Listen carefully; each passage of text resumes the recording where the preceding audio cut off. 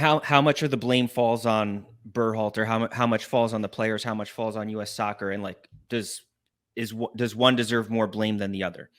Yes, and not very much in that order. Berhalter deserves the blame. Yes, the team, he had a year to make the team better. It did not. The players were a little too comfortable.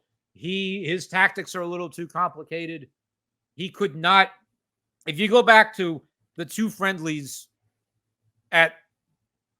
preceded the Copa America, big games against Colombia and Brazil, they got smoked 5-1. Awful loss to Colombia, which is a really good team. Really, really good team, obviously.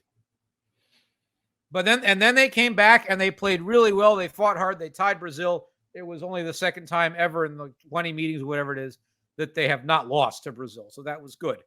Then they play really well against Bolivia. The game's over in 10 minutes. It would have been nice if they'd scored more goals. Sure. Then they really blow it against Panama. And they have to beat Uruguay, and they play well, but they don't win. It's the down, up, down, up, down, up, and the consistency of the effort and the intangibles and some of the stuff like that had a lot of us saying that's where Gregg is responsible if he can't get the guys to play at that level every game. And it's not, the players have to play, and I'll get to the players in a second. But it's just one of those things where, again, maybe you just need a new voice in there to try to create a different message that creates a little bit of a better outcome. They don't need a stick of dynamite thrown into that team. They just need to be made better. Now, is it the players' fault? Absolutely. This is a thing about soccer that doesn't get talked a lot about in America.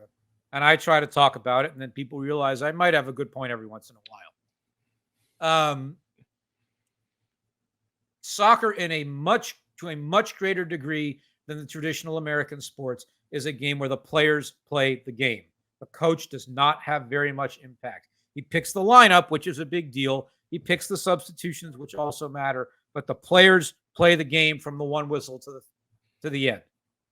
100%.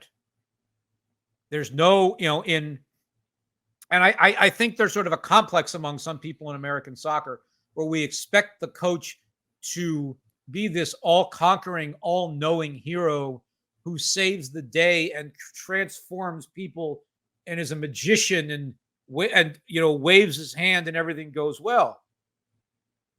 And I think some of that comes from how certain managers in Europe are very famous. Sorry for drinking so much water live on air, but I'm talking a lot, so it's okay. All good.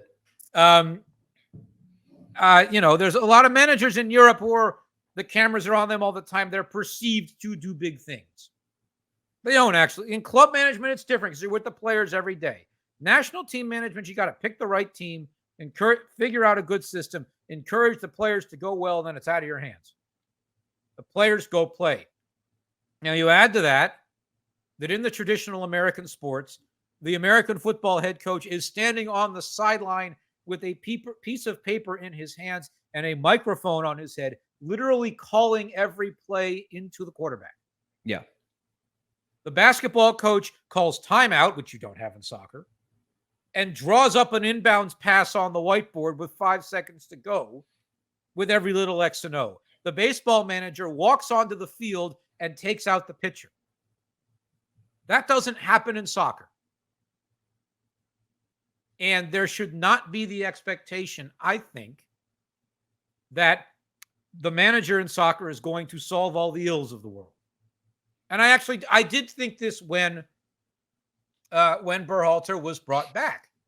And I wrote this. I said, okay, if the players wanted him that badly, let us put some pressure and some burden on the players to deliver in ways that we historically have not in American soccer. We've always said, oh, the coach will do everything. No, put some pressure on the players for once. That's okay, in my book.